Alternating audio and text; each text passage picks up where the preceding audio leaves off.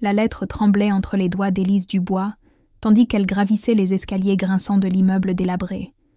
18 ans, mention très bien au baccalauréat, et maintenant cette enveloppe dorée qui changerait tout. Elle poussa la porte de l'appartement exigu, où flottait l'odeur persistante de javel et de sueur. « Maman! Maman, regarde !» Elle brandit le document officiel, ses yeux brillants de fierté. « J'ai été acceptée à la Sorbonne, en droit !» Marie Dubois leva à peine les yeux de son fer à repasser, ses mains rougies par les produits chimiques, continuant leur mouvement mécanique sur une chemise froissée. « Qu'est-ce que tu dis ? La Sorbonne, maman. J'ai réussi. Il m'offre même une bourse partielle. » Marie arracha brutalement la lettre des mains de sa fille, la parcourut d'un regard méprisant, puis la froissa avec violence. « Non. » Le mot tomba comme un coup près. Élise sentit son cœur se glacer. « Comment ça, non ? L'université n'est pas pour les gens comme nous, ma fille. » Marie jeta la boule de papier dans un coin. « Tu ferais mieux de chercher du travail au lieu de rêver à des sottises. »« Mais maman, c'est mon rêve. J'ai travaillé si dur pour ça. » « Des rêves. » Marie cracha le mot comme un poison. « Regarde-moi. Tu crois que j'ai eu le choix ? Tu crois que quelqu'un m'a demandé mes rêves quand j'étais enceinte de toi à ton âge ?» Les larmes brûlaient les joues d'Élise. Elle récupéra la lettre froissée, la défroissa délicatement. « Je le ferai quand même. »« Avec quel argent, petite prétentieuse ?» Le rire amer de Marie résonna dans la pièce étouffante. « Tu me fais honte avec tes grands airs. » 6 mois plus tard, Élise traînait ses pieds endoloris dans les rues pavées de Lyon à 4 heures du matin.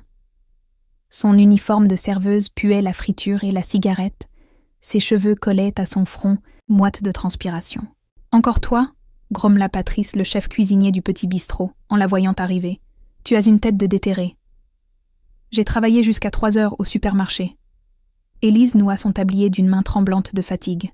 « Les clients du petit déjeuner arrivent dans 1 heure. Tu vas tenir le coup ?» Elle ne répondit pas, se contentant de saisir le chiffon humide pour nettoyer les tables poisseuses. Ses mains, autrefois douces, portèrent maintenant les mêmes crevasses que celles de sa mère. À midi, elle courait vers son 3e emploi, vendeuse dans une boutique de vêtements bon marché. « Mademoiselle, ce pantalon me va ?» demanda une cliente bourgeoise, l'âge d'Élise. « Parfaitement, madame. » Élise sourit mécaniquement, cachant l'amertume qui lui rongeait les entrailles. « Moi, je pars étudier à Sciences Po l'année prochaine. Mes parents sont si fiers. » Élise serra les poings derrière son dos. Dans sa chambre de bonne glaciale, elle comptait ses économies pathétiques chaque soir. 20 €, 50, 100. Les pièces s'accumulaient avec une lenteur désespérante. « Un jour, » murmurait-elle en contemplant sa lettre d'admission défroissée, collée au mur. « Un jour, je vous montrerai ce que vaut une fille comme nous. » Élise glissa discrètement, l'enveloppe sous son matelas, le cœur battant comme celui d'une criminelle. 2 années d'économies acharnées venèrent de se concrétiser. Son inscription en droit par correspondance était enfin validée. Elle caressa la couverture de son premier manuel de droit civil, cachant un sourire de victoire. « Qu'est-ce que tu fais là-dedans ?» La voix de Marie transperça le silence de l'appartement. « Je me repose, maman. J'ai travaillé 14 heures aujourd'hui. » Élise étudiait dans les toilettes du restaurant, griffonnant des notes sur des serviettes en papier entre 2 commandes. Dans le métro, elle mémorisait les articles du Code civil. Ses collègues la trouvaient bizarre, toujours le nez dans des livres étranges. « Mademoiselle l'intellectuelle !» se moquait Sandra, une autre serveuse.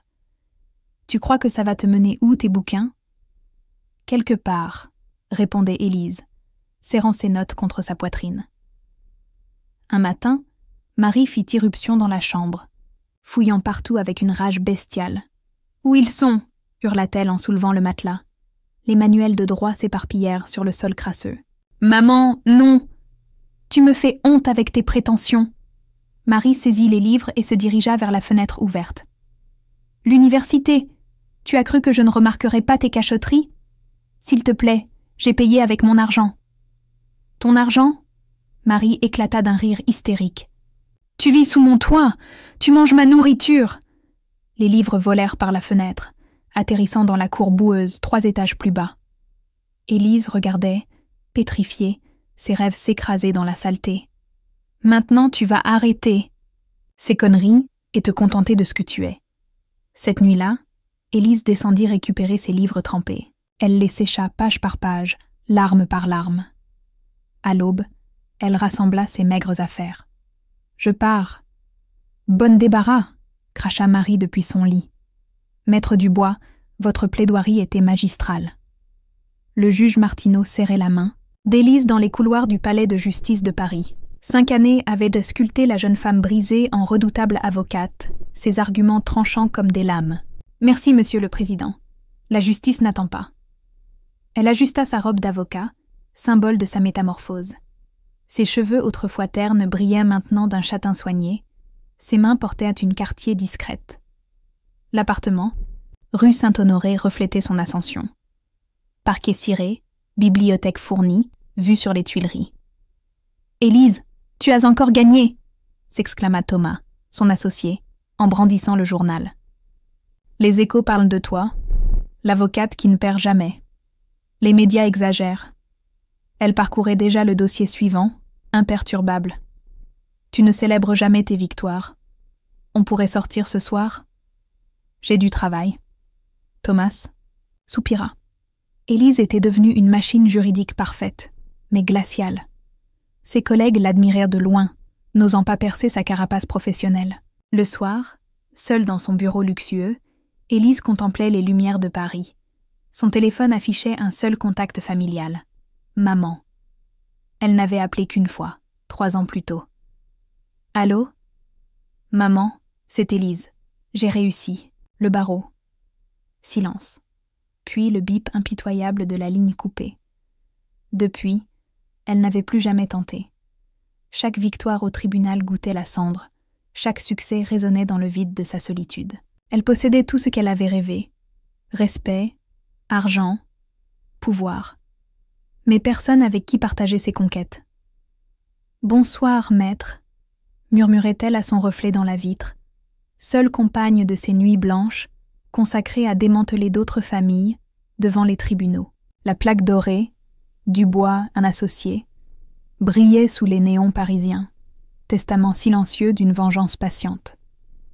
Élise contemplait sa création depuis la fenêtre de son bureau directorial, savourant l'ironie amère de son ascension. « Maître, nous avons encore 3 demandes de consultation aujourd'hui », annonça Camille, sa secrétaire, en déposant les dossiers sur le bureau d'Acajou.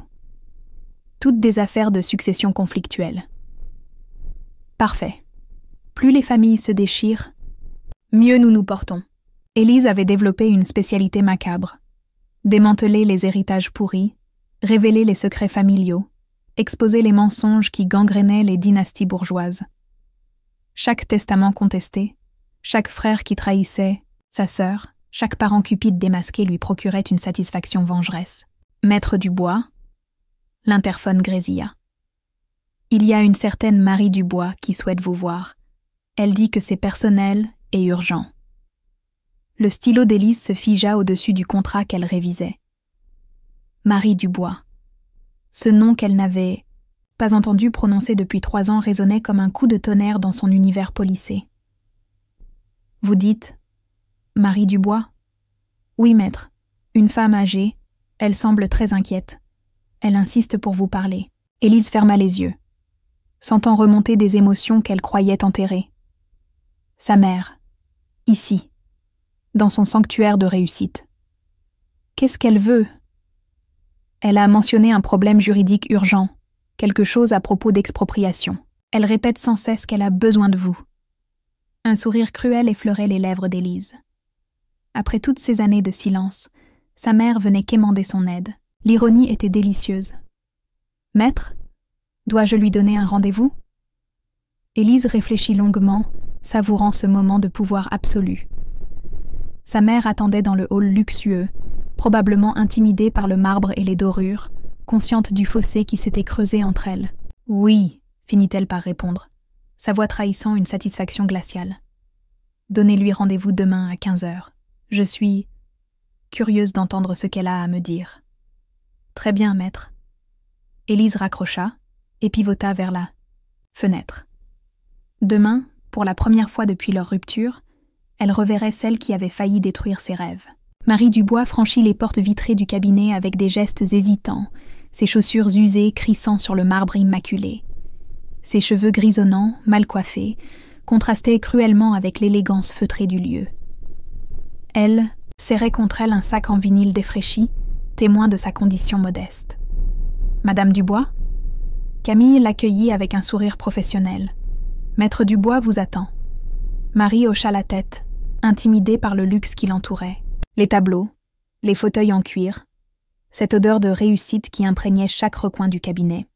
Élise se leva lorsque sa mère entra. Observant cette femme vieillie prématurément, ses traits creusés par les années et les soucis. Marie s'arrêta net en découvrant sa fille, métamorphosée en avocate impeccable dans son tailleur Armani. « Mon Dieu, Élise, balbutia-t-elle, les larmes aux yeux. Tu es magnifique. »« Asseyez-vous, » répondit Élise froidement, désignant la chaise face à son bureau. « J'ai compris que vous aviez un problème juridique. » Marie s'effondra sur le siège, ses mains tremblantes fouillant dans son sac pour en sortir une liasse, de documents froissés. « Ils veulent à nous chasser, » sanglota-t-elle. « Un promoteur immobilier. Tout le quartier est menacé d'expropriation. Les Martineau, les Leblanc, nous tous. Ils nous offrent des miettes pour nos maisons. » Élise parcourut les papiers d'un œil expert, notant les irrégularités juridiques flagrantes. « Les procédures nous dépassent complètement, » continua Marie, la voix brisée. « Nous ne comprenons rien à tous ces termes juridiques. Tu es la seule qui puisse nous aider. » « Vraiment ?» Le ton d'Élise resta neutre, professionnel. « Ma chérie, je sais que j'ai fait des erreurs. » Marie tendit une main suppliante vers sa fille. « J'étais stupide, j'avais peur pour toi. J'ai voulu te protéger, mais je t'ai fait du mal. Continuez, parlez-moi de cette expropriation. »« Tu ne m'écoutes pas !» Marie éclata en sanglots. « Je te demande pardon, j'ai été une mère horrible, mais maintenant, s'il te plaît, aide-nous, tu es notre seul espoir. » Élise prit des notes méticuleusement, dissimulant ses émotions derrière un masque professionnel parfait. Élise étala les documents d'expropriation sur sa table de travail, sa lampe de bureau projetant un cercle de lumière blanche sur les actes officiels. L'enquête préliminaire révélait déjà des irrégularités troublantes dans les procédures du promoteur. « Thomas, pouvez-vous me sortir le cadastre complet du quartier ?» demanda-t-elle à son associé. « Je veux connaître l'historique de propriété de chaque parcelle. »« Bien sûr. »« Tu penses à quoi ? » Quelque chose ne colle pas dans cette affaire. Thomas revint 1 heure plus tard, avec une pile de documents officiels. Élise plongea dans les registres fonciers, remontant les transactions immobilières sur plusieurs décennies. Soudain, son stylo se figea sur une ligne particulière. Propriétaire, Marie Dubois. Date d'acquisition, 1987. « C'est impossible, » murmura-t-elle, vérifiant l'adresse. C'était bien le quartier de son enfance.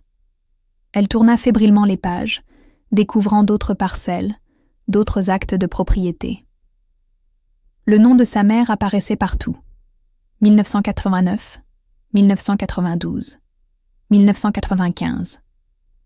Marie possédait la moitié du quartier depuis des décennies. « Thomas !» Sa voix tremblait de rage contenue. « Sortez-moi l'évaluation fiscale de ces terrains. » Les chiffres défilaient sous ses yeux incrédules. 3 millions d'euros. 5 millions. Les propriétés de Marie valaient une fortune colossale. « Camille !» cria-t-elle en actionnant l'interphone. « Appelez immédiatement le service des hypothèques. Je veux tous les détails sur les biens de Marie Dubois. » 1 heure plus tard, la vérité éclatait dans toute sa cruauté. Marie possédait secrètement 14 parcelles, héritées de ses parents décédés quand Élise était enfant.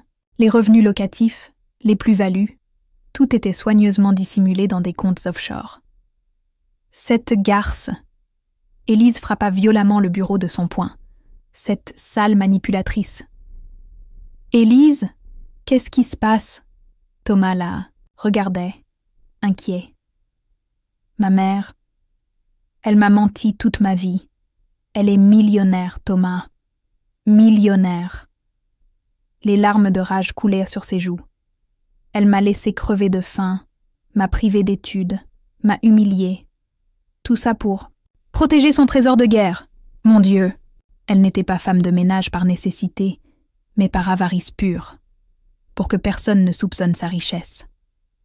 Élise contemplait les documents étalés, preuves irréfutables de la plus cruelle des trahisons maternelles. Marie pénétra dans le bureau avec un sourire fragile d'espoir, ses mains tenant fermement son sac comme une bouée de sauvetage. Elle avait passé la nuit à répéter ses excuses, à imaginer les retrouvailles avec sa fille prodige. « Élise, ma chérie, as-tu pu examiner mon dossier ?» Sa voix chevrotait d'émotions contenues. « Les voisins comptent sur toi, tu sais. Tu es notre héroïne. » Élise leva lentement les yeux de ses documents, son regard glacial fixant sa mère comme un prédateur observant sa proie. Elle saisit délicatement une chemise cartonnée et l'ouvrit avec une précision chirurgicale. « Maman, j'ai trouvé quelque chose d'intéressant dans ton dossier. »« Ah oui ?» Marie se pencha vers l'avant, confiante. « Tu as découvert des irrégularités chez ce promoteur ?» Élise posa lentement les actes de propriété sur le bureau, un à un, comme des cartes d'un jeu mortel. Le nom « Marie Dubois » apparaissait en lettres capitales sur chaque document. Le sourire de Marie s'effaça progressivement. Son visage se décomposa, ses joues se vidèrent de leur couleur. Ses mains se mirent à trembler violemment. « Tu possèdes ce quartier depuis toujours », déclara Élise d'une voix métallique. « Tu es millionnaire, maman. »« Je peux t'expliquer, » balbutia Marie, ses yeux fuyant désespérément le regard accusateur de sa fille. 14 parcelles, évaluées à 8 millions d'euros. Élise égrena chaque chiffre comme un couperet. Hérité de tes parents en 1987, l'année de mes 10 ans. Élise, écoute-moi. Tu m'as regardé crever pendant que tu comptais tes billets. La voix d'Élise explosa dans le bureau. Tu m'as privé d'études pour préserver ton trésor. De guerre! Marie s'effondra sur sa chaise, sanglotant pathétiquement. Je voulais protéger l'argent familial. Pour toi, pour ton avenir. Pour moi? Élise se leva d'un bond, ses poings serrés de rage. Tu m'as laissé mendier, humilier, sacrifier ma jeunesse. Tu m'as fait croire qu'on était pauvres. J'avais peur que tu deviennes paresseuse, que l'argent te corrompe. Menteuse! Le cri d'Élise résonna comme un coup de tonnerre. Tu es une manipulatrice cupide qui a détruit sa propre fille par pure avarice. Marie pleura, mais ses badars, larmes ne touchaient plus le cœur blindé de sa fille. Élise se rassit lentement, retrouvant cette froideur professionnelle qui la caractérisait, mais ses yeux brillaient d'une lueur dangereuse. Marie continuait de sangloter, espérant encore toucher ce qui restait de compassion chez sa fille. « Très bien, maman. Puisque tu es venue chercher mon aide, tu vas la voir. » Marie releva la tête, un espoir pathétique illuminant son visage ravagé. « Tu acceptes de nous défendre ? » « Oh, merci, ma chérie. Je savais que tu avais bon cœur. »« Oui, je vais te représenter, » continua Élise avec un sourire glacial. « Mais pas comme tu l'espères. » Le sourire de Marie se figea. Quelque chose dans le ton de sa fille venait de faire basculer l'atmosphère. « Que veux-tu dire ?» Élise ouvrit son ordinateur portable et commença à taper méthodiquement. « Je vais révéler publiquement ta supercherie. Exposer Marie Dubois comme une propriétaire cupide qui exploite ses propres voisins depuis des décennies. »« Non, tu ne peux pas faire ça. » Marie bondit de sa chaise, paniquée. « Tu voulais que je devienne avocate ?» Élise leva les yeux, son regard perçant sa mère comme une lame. « Parfait. Je vais utiliser mes compétences pour te détruire légalement. Élise, s'il te plaît, je partagerai tout avec toi. La moitié non, les 3/4 de ma fortune. » Trop tard. Élise continuait de taper, imperturbable. J'ai déjà contacté 3 journalistes spécialisés dans les scandales immobiliers. Marie tomba à genoux devant le bureau, joignant ses mains en supplication. « Ma fille, je t'en supplie. Pense aux voisins, ils vont souffrir si tu révèles tout. »« Les voisins ?» Élise éclata d'un rire amer. « Tu t'en soucies maintenant ? Quand ils découvriront que leur pauvre mari les a manipulés pendant 30 ans ? Je te donnerai tout mon argent, je signerai n'importe quoi. Je n'en veux pas de ton argent sale. Élise se leva, dominant sa mère agenouillée. La justice aura enfin son cours, même si je dois l'administrer moi-même. Tu es ma fille? Non. Tu as tué cette fille il y a des années. Ce que tu vois maintenant, c'est ta création. Un monstre juridique que tu as forgé dans la souffrance et le mensonge. Marie sanglotait, mais Élise était déjà sortie, laissant derrière elle une femme brisée face à l'inéluctabilité de sa chute. 6 mois s'étaient écoulés depuis la confrontation. Élise contemplait la une du Progrès de Lyon depuis son bureau parisien, savourant chaque mot de l'article qui détruisait méthodiquement sa mère, la fausse pauvre qui trompait tout un quartier. « Maître, vous avez vu les journaux ?» Thomas entra avec une pile de quotidiens. L'affaire Dubois fait le tour de la France. Même le Figaro en parle. Élise parcourut les titres avec une satisfaction glaciale. La millionnaire qui se faisait passait pour indigente. 30 ans de mensonges dans les HLM de Lyon. L'avarice d'une mère qui a sacrifié sa fille. Son téléphone vibra. Un message de son détective privé. Marie Dubois a été expulsée de son logement. Elle vit maintenant dans un studio de 20 mètres à Vaux-en-Velin. Ses biens sont sous séquestre judiciaire. « Parfait », murmura Élise. L'après-midi, un journaliste de France Info l'appela pour une interview.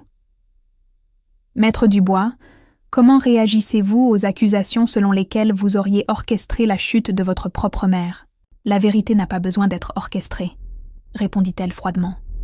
Elle finit toujours par éclater.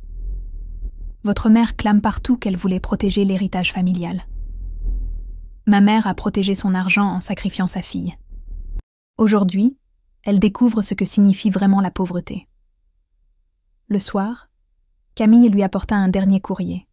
« Une lettre de votre mère, maître. Elle a été déposée en main propre. » Élise décacheta l'enveloppe froissée. L'écriture, tremblante de Marie, s'étalait sur le papier cheap. « Ma fille, je vis maintenant ce que tu as vécu. J'ai froid, j'ai faim. Je suis seule. Je comprends enfin ta souffrance. Pardonne-moi. » Élise froissa la lettre et la jeta dans sa corbeille dorée.